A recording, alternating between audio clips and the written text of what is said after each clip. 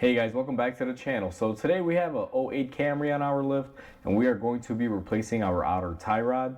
And before we go ahead and begin, guys, if you guys haven't subscribed to the channel, hit the subscribe button down below and definitely smash that like button because it helps the channel out. And with that said, let's go ahead and get started on today's repairs. So before you begin, guys, obviously you have to get the vehicle raised to remove the front tire. Do that safely. I'm not going to be showing you guys that. We have our car on the lift. Our tire's already off. It's pretty self-explanatory and very easy to get up to this point. Now that we're up to this point, we are going to be finding our tie rod, which on this vehicle is going to be located right here, and I'll get you guys in a better angle right now once I get the camera set up, but that's what we are going to be replacing today. So I have you guys set up underneath the car. Now we are on our passenger side. We are roughly just about where the passenger footwell would be located, and this is going to be our tie rod. Now tie rods, to give you an example or an idea, are going to be two-parted. There is the outer portion, which is this end, and then the inner portion.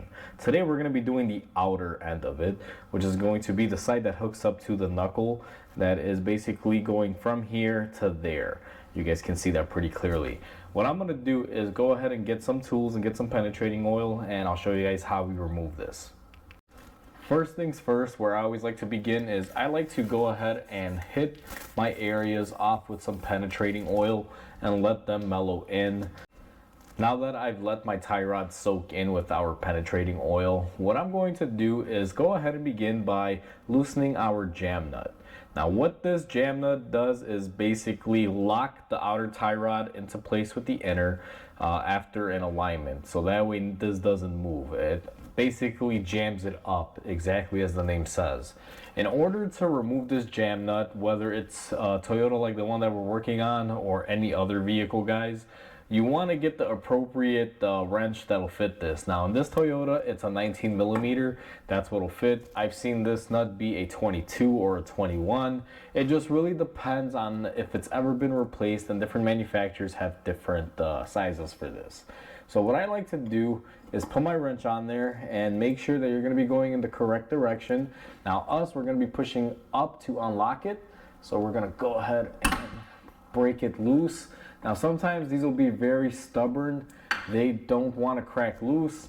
If you fall into that situation, what you're going to have to do is possibly apply some heat to this, or try to get that broken loose.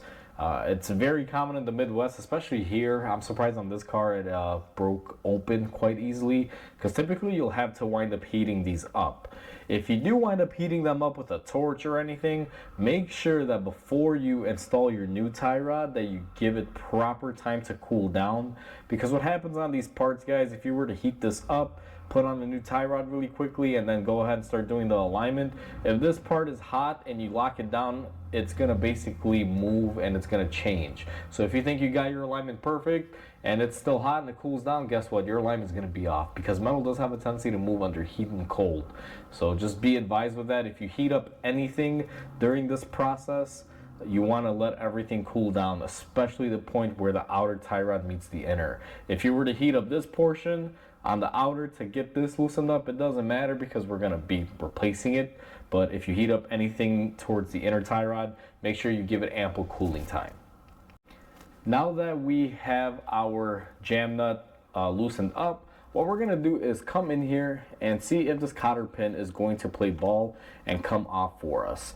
Now don't be too shocked if it doesn't. Now this one, it's already jammed in there. It's not going to be coming off. It's pretty rotted up. Let's see, and nope, it's pretty weak. So without me wanting to cutting it, it basically cut itself. So I'm going to go ahead and just trim those ends. It's not a big deal. If you are replacing it, this is really a good thing. You don't have to sit there and try to get it out. If you are just removing the tie rod end and you're going to be reusing it, you definitely want to try to get this cotter pin out, but in our purpose it doesn't really matter. Now when you cut off a cotter pin, you're going to have these little ends. I take my hammer, I kind of move them in. I'm going to take my socket here. Now this one, I believe I grabbed the wrong socket. It should be a 19 millimeter. So let me grab the correct one here for us, which is going to be this one. And what we're going to do is tap it on there. Now the reason why it's going to fight you and you're going to need to tap it on there is because that cotter pin is going to force it a little bit because there's some extra metal sticking out. Now this one may be a 19 or maybe an 18, but the 19 fit on there with the cotter pin broken. So let's see if we can get this off. And sure enough, it is an 18 millimeter. This happens sometimes, you won't be able to fit the socket on there, but by putting the 19, it'll shave off anything that is extra metal, and you guys can see our 18 will go on there right now. This is very common. Sometimes it won't fit the appropriate socket. You have to use the bigger socket, shave down the ends. When it spins, it'll break off any extra metal, and then you can put the true socket in there and go ahead and take this off. Now just like that, we got our bolt off, and it came off quite easy. Now one thing that you will run into these is that sometimes the nut that you're trying to take off, which would be the locker, will just spin in there with the shaft. What you can do in this scenario is put some downward pressure on your tie rod via a pry bar or something to try to push more pressure down in the socket to keep this from spinning on there. Or if you have an oxyacetylene torch, go ahead and torch it off. Now we're doing both outers on this vehicle. I ran into the exact problem on the passenger side, and I'll show you guys here for reference. I just had to melt off my nut and everything on the stud using my oxyacetylene, because no matter how much pressure I put on it for the driver's side, it was not coming off. It was just spinning because this joint is really bad in there. So what I wound up doing was just, torching it off. You can also cut them off and, do it that way, but just giving you guys an idea, because sometimes this nut will just spin with the whole joint and it won't want to release. So different scenarios, depending on what happens, call for different measures, but typically cutting them off or torching them off is the method you want to go with. Now that we have our bolt off here, we need to get our tie rod separated from our knuckle. This is where you can use various methods. I like using the tried and true hammer method.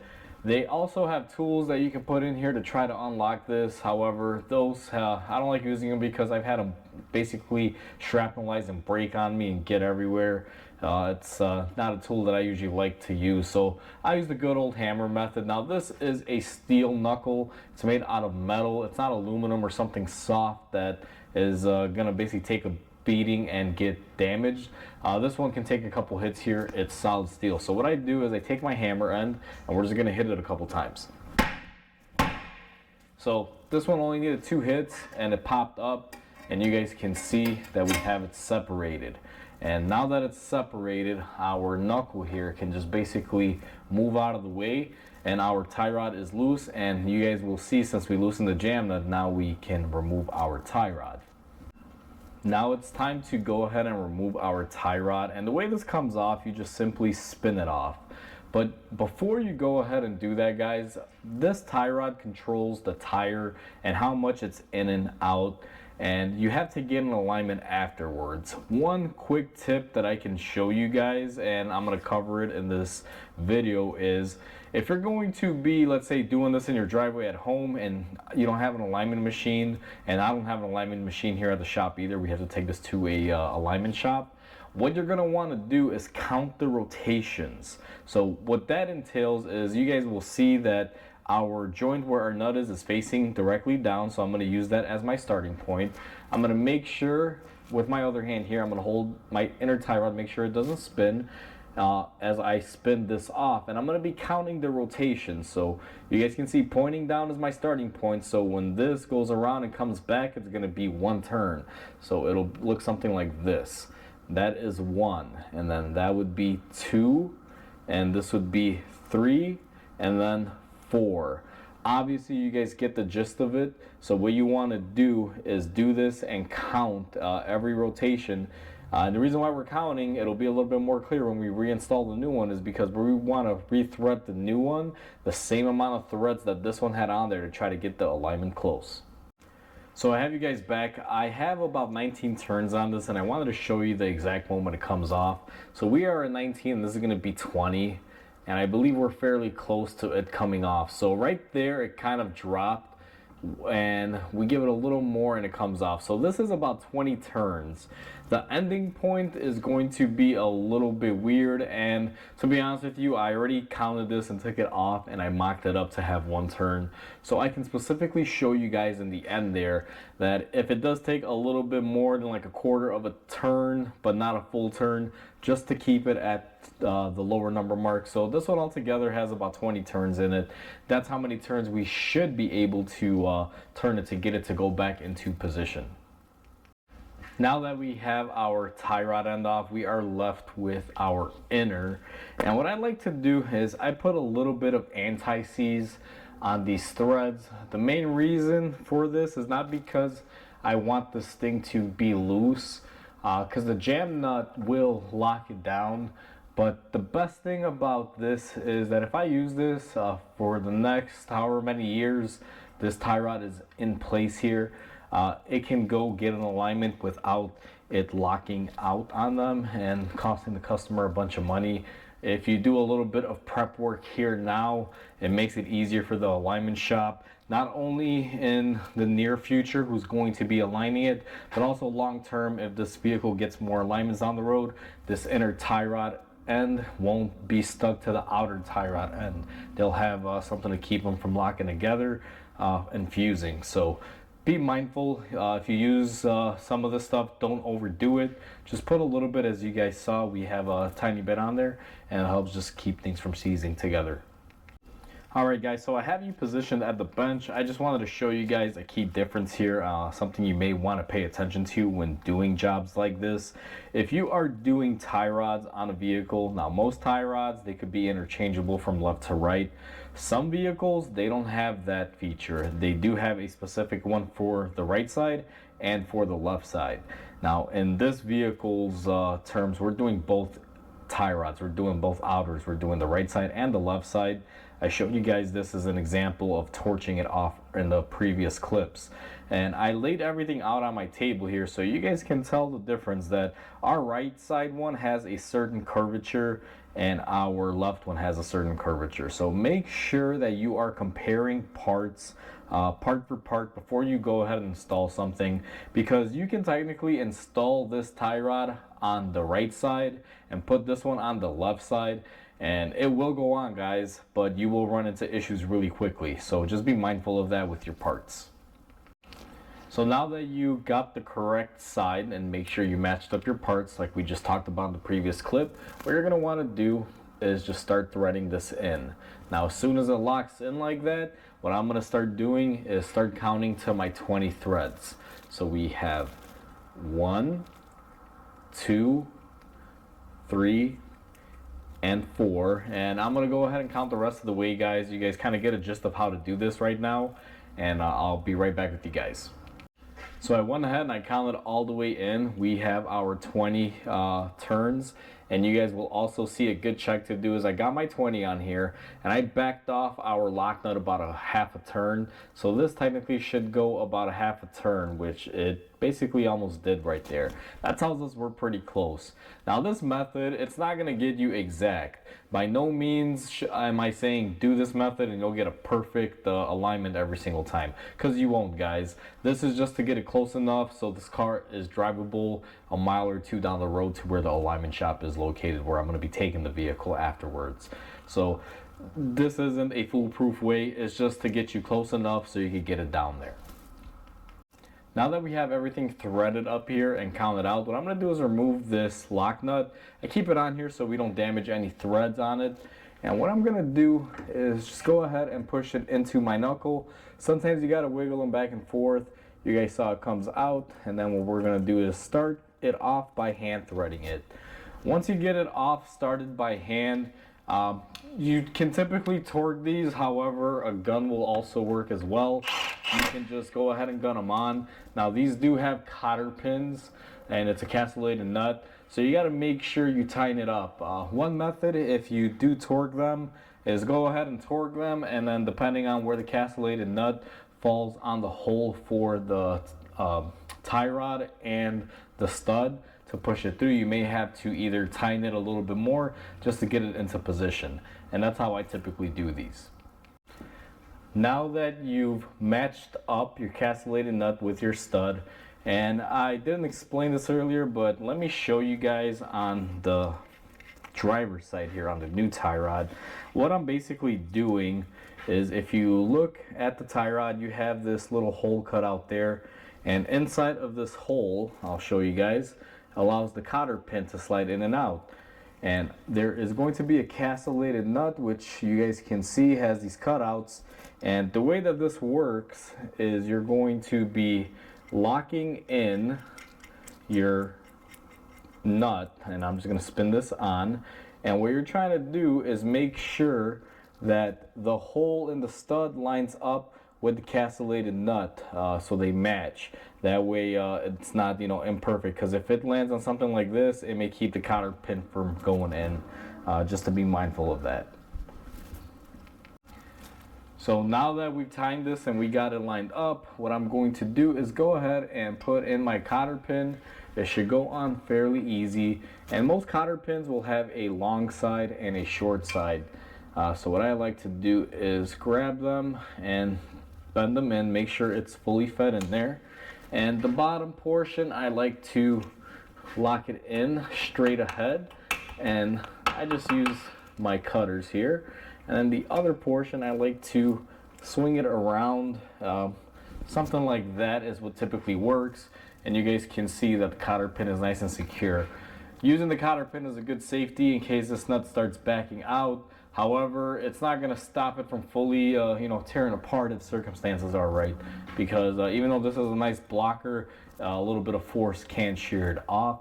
So it's a good locking mechanism, but that's how you want to lock them in. Don't just put them in there and twist them one way. You want to twist them one way and then another way, just to help lock everything down. But again, it's up to preference when it comes to this. Everybody has a different way of doing it. Now that we have our tie rod tightened up here, guys, it is time to tighten up our jam nut. Now, one quick tip that I have for you guys before you tighten up your jam nut is you're going to want to grab whatever will fit the inner tie rod. In this case, it has a cutout for a 14 millimeter. And what you're going to do is hold it into place, and you're going to make sure that this jam nut spins freely like this one is doing here. And the main reason why you want to do this is because if you go to an alignment shop and this jam nut is spinning all in one with the tie rod like that, you're going to have to unseize it. And the reason why is they're not going to be able to do the alignment, or they might charge you more for having to do a couple extra steps to unseize it. So if you're already here, you're loosening up your tie rod, I always make sure it's unjammed before I tighten it up. And if it is jammed up, what you're going to want to do is heat it up and hit it with some penetrating oil and just break it loose, and then get it to spin all the way back and as far forward as it can go. Now, I like doing this at the very end because I've already measured my threads on our outer tie rod end. It's already installed and locked down. And what I typically like to do is hold the inner tie rod from moving, and I'm mainly just spinning the center nut, just like that, as you guys saw. And what I'm going to do next is, since I have the tools, we're going to go ahead and loosen and tighten up, I should say. We'll tighten up the jam nut while holding the inner in place, just like that. You guys saw my wrench slip there. But once this jam nut up here is nice and tight, and we can verify this just by putting it on there now and making sure it's not spinning the inner shaft, which it is nice and good, you are pretty much all said and done. And one thing to mention, and just throw this out there right now, there's no torque spec on this. It's a jam nut. Basically tying it till it jams up and is nice and tight. There's no real way to know, how tight it should be. But, I've never seen any specs for them, guys. So just be advised of that. I just tighten those until it's good and tight, and it should be good to go. Now, the alignment shop will wind up opening that back up again because they're going to have to do the alignment. But just make sure it's nice and snug. So we are all said and done. That's how easy it is to replace a outer tie rod on a Toyota Camry. And I do want to mention that this process is not limited just to Toyota or Camry. I mean, any car that uses this outer tie rod end, which is very, very common. I want to say something like 90% of cars out there have this setup. you can follow this video and do the exact step-by-step. Things may look a little bit differently, but it's the same exact function. So just wanted to share that with you guys. So with that said, guys, hopefully you guys enjoyed this video. Please comment, like, and subscribe because it definitely helps the channel grow. Hope you guys have a wonderful day, and I'll catch you guys in the next video.